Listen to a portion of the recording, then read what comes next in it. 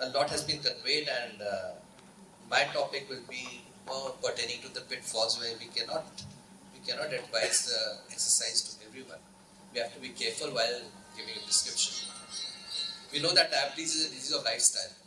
There's lack of exercise associated with an appropriate diet, and probably lifestyle modification is well highlighted as one of the best way to manage diabetes. The response we are getting with lifestyle modification is not seconded by any other medication. So what actually is exercise? Maintaining heart rate above 100 beats per minute, 60 to 100 is taken as normal. So maintaining it above 100 beats per minute for half an hour, is that exercise? Is brisk walking adequate enough? To what extent it is beneficial? And mild to moderate versus severe, what is mild, what is moderate, and what is severe exercise? 150 minutes of walking per minute, 150 minutes of walking per week. That's the criteria which is well known to all of us. What is the classification? Low, moderate, and severe exercise. If you check on the heart rate, it was said that 57 to 63% of the maximum heart rate is classified as the low exercise. Moderate activity comes in 64 to 76% of the maximum heart rate, and high is 77 to 95%. So if we really try to evaluate all this data out here, low intensity range that comes to 102 to 113 beats per minute for a 40-year-old man. 220 minus age is the target heart rate, 220 minus age, and for a 40 years old, 180, 50% of that, 90. Does that qualify for exercise? Maintain it above 100. For a 60-year-old man, 91 to 100. And for 80-year-old, thank you for getting up in the morning, you're already exercising. So we have a TMT. For a cardiovascular evaluation, we have a TMT. We have to go for evaluation of that TMT. What is the cardiovascular status of the person? Is he fit enough to take all that exercise? We have METs. One MET is defined as 3.5 ml of oxygen uptake per kg per minute, which is resting oxygen uptake in a sitting position. The inability to walk more than 6 minutes on a Bruce protocol, or an inability to increase heart rate to more than 85% of the maximum predicted heart rate are significant indicators of increased risk of coronary event, with the 5-year survival rate of 50 to 72%. And if a person is able to maintain around 95% of the target heart rate, the survival rate is around 95%. So what is moderate? Indian Diabetes Risk Score, given to us by Dr. V. Mohan, has clearly said that we have to go into moderate activity. As we know from this data that mild activity is probably not enough. We have to go into moderate to severe activity if you want to get some significant result. 3 to 6 minutes of intensity is considered, or 3 to 6 minutes in intensity is considered as moderate activity. Walking 1.5 miles in 15 to 23 minutes, 1.5 miles at around 1.6 kilometers, and around 15 to 20 minutes, or biking between 15 to 90 watts. So that is something different. We probably don't follow all that. Walking 1.6 kilometers in around 20 minutes is probably fair enough data for us to understand. We have to go for a warm-up exercise, muscular strength, flexibility, fitness, balance, a cool down. Getting weight loss, that's a different criteria. It lowers the BP, reduces cardiovascular risk, improves the cholesterol, controls blood sugar, reduces joint pains and improves balance, reduces medication, reduces risk of fall. It's all beneficial for the patient. And most importantly, increases self-confidence and esteem. So as per New England Journal of Medicine, a healthy 50-year-old man should have a capacity of at least 9.2 METs, and a 50-year-old female around 8.2 METs. For a 20-year-old male, 13.5 METs is adequate, 30 years old, 14.4, 40 years old, 10.3. So more than 6 METs is classified as under vigorous activity. So what is exercise? As I have elaborated, trying to maintain a heart rate of more than 100 per minute for at least half an hour. Aerobic versus resistance exercise, stretching, yoga, all has been quite adequately conveyed to add on with the aquatic exercise in cases where patients are obese and osteoporosis is there. So let's go into the pitfalls. Giving a prescription. 150 minutes is generally conveyed to all the patients. 150 minutes of a moderate intensity exercise or 75 minutes of vigorous activity per week. Or we can accumulate in bouts of 10 minutes or more. So we have to give the patient how much the patient can manage. If the person has associated comorbidities, we have to guideline the patient accordingly. For weight loss, if the patient is quite obese and we want to get good results, the exercise has to be more than 150 minutes, 200 to 300 minutes per week for long-term reduction, and aerobic exercise of moderate intensity of 30 minutes per day, 3 to 7 days per week. What if the patient has a peripheral vascular disease, obesity, cardiovascular problem, hypertension, retinopathy, nephropathy, neuropathy, or considering the duration of the diabetes for the patient or the age of the patient, or associated stroke, osteoporosis. What should we do in such cases? Osteoarthritis is very commonly encountered in patients with diabetes. They're obese, they've got osteoarthritis, probably they're coming at an early age of osteoarthritis. So most commonly encountered, restricted movement with associated obesity. So in that case, we do advise the patient to go for weight offloading, try to go for indoor cycling, whether they should have a comfortable seating and use the muscles. The muscles very adequately elaborated by Dr. Narsingh Verma that it is the best site to use glucose. The leg muscles are the strongest muscles in our body, and that is probably the most readily used and can be easily used. So brisk walking at adequate pace is good enough. Cycling, indoor cycling with offloading the weight from the knees to the hips and giving a comfortable backrest for the cycle also. That is important. So indoor cycling with proper backrest is very important. In rapidly progressive retinopathy, we know that severe exercise has to be discouraged in such patient. So patient has to be screened before advising any exercise, that whether he's got any retinopathy or any evidence of rapidly progressive retinopathy. Avoid running or vigorous exercise. Brisk walking and brisk walking will give a good glucose control also. Similarly for osteoporosis, if the bones are weak, we may go for aquatic exercise. Indoor cycling is good.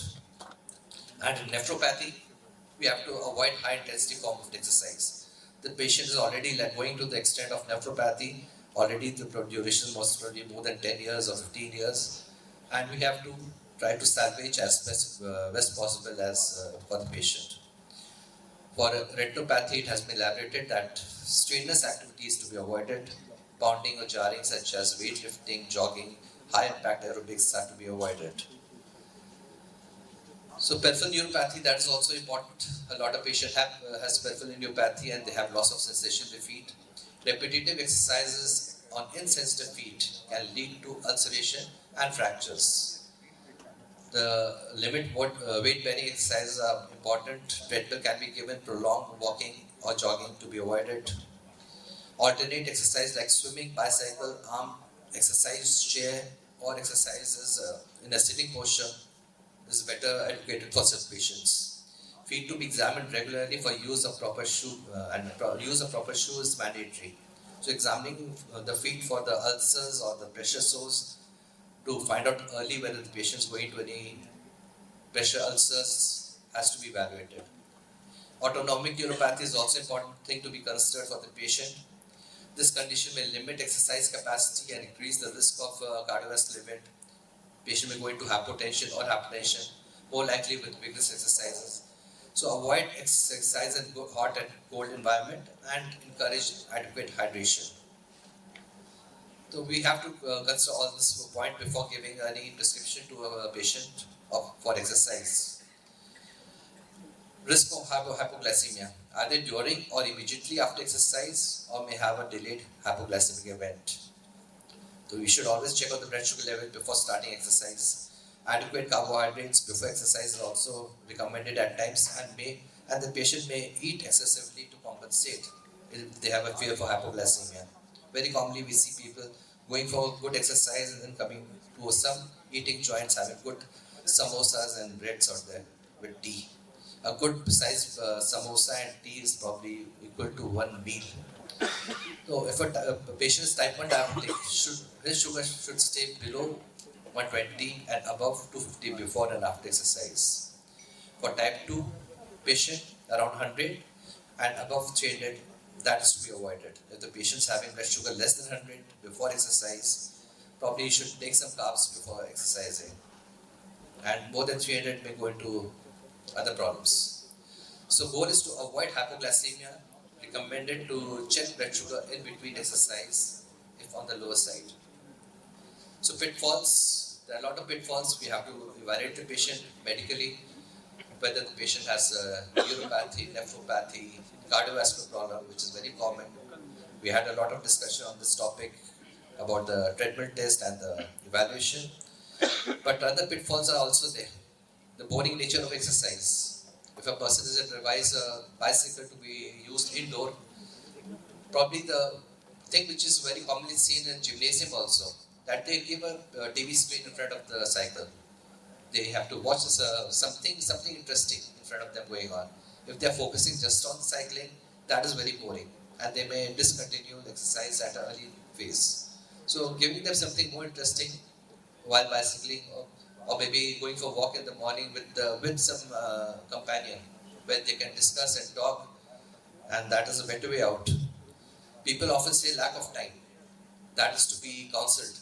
That how much time they have, how much time will be beneficial for them. The physical pain of physical activity, that is to be evaluated, has to be rectified before we advise the patient for exercise. If the patient has associated depression, what is the social support? Do he have some friends to accompany him for the morning walk, or some family members can accompany them? After a retired life of a government employee, usually the wives can accompany them for a morning walk, and that is to encourage for the ladies to have companion while walking for going for morning walks. We have to check out for the fatigue, the self-motivation, loss of control, fear of injury, lack of facilities like park, sideways, etc. All that is very important. We know that in diabetes prevention program, if the motivation level is given adequately, if the patient is repeatedly counseled to go for regular exercise, and that is the best way out to prevent further progression. If the motivation level drops with lack of contact with doctors, probably the motivation level will fall and they will discontinue. So we have to keep all this in mind while prescribing the patient for exercise.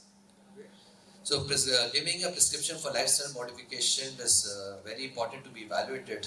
We should always try to check the patient out for their associated comorbidities. For general lifestyle, they should decrease the sedentary lifestyle, avoid prolonged sitting. In the offices, they are sitting for 8 to 10 hours doing a continuous work, and that is taken as a smoking equivalent. If they're sitting for more than 45 minutes continuously, that is as good as taking a cigarette. That is very detrimental. So they should be walking around every 30 minutes. Try to supervise someone. If they are in a senior post, they should walk around supervising the juniors to see what they are doing, and not just sitting on the chair and giving instructions. The extension exercise, probably entire life in work schedule goes in a sitting posture with stooping forward. So extension exercise are very good for such patient, like as elaborated in yoga, that is Surya Namaskar. The extension exercise is very beneficial. So metabolic benefits of exercise are significant, but effect is short-lived. So if a person avoids exercise for more than 48 hours, probably boils down to negligible effect. So they have to maintain exercise, and they should not miss more than 2 days for exercise. So metabolic effect of exercise is significant, but effect is short-lived and begins to fade within 48 to 96 hours. So more than 2 days of gap is not allowed. Hydration should. Can you report METs in terms of physical activity? 9 METs is how much of physical activity and how intense activity? We have a treadmill. In treadmill, we have all that already charted out. So that was what I elaborated out here on the screen. That less than 5 minutes is very poor. 5 to 8 minutes is fair enough, and more than 9 to 11 minutes is good enough. Good exercise. Without treadmill, it can't be done. There are some criteria. There are some calculations available with some standard points of around 5.2. we do try to find out, calculate, it can be calculated. Probably it may be available in a net also, in a mobile also. So there are some calculations. Practical, how much intensity exercise in terms of walk, or in terms of resistance exercise, or in terms of That is what I've reflected in time period. So much of time period has to be. It's a good point which you have brought forward. People have extrapolated that into steps also. 30 minutes of walking will take around 3,900 steps. So walking 3,900 steps was highlighted some time back in papers. And if you reciprocate that with time, that comes to half an hour. 3,900 steps in half an hour. So brisk walking, maintaining heart rate above 120 as per your age criteria, as Dr. Alok is elaborating, according to age, 220 minus age. So we have to elaborate everything according to age. If a person is around 80 years old, probably he is going to mild activity just by getting up in the morning. So going for moderate activity will be just mild one. Just brisk walking or mild walking will be enough for him. Thank you. We conclude the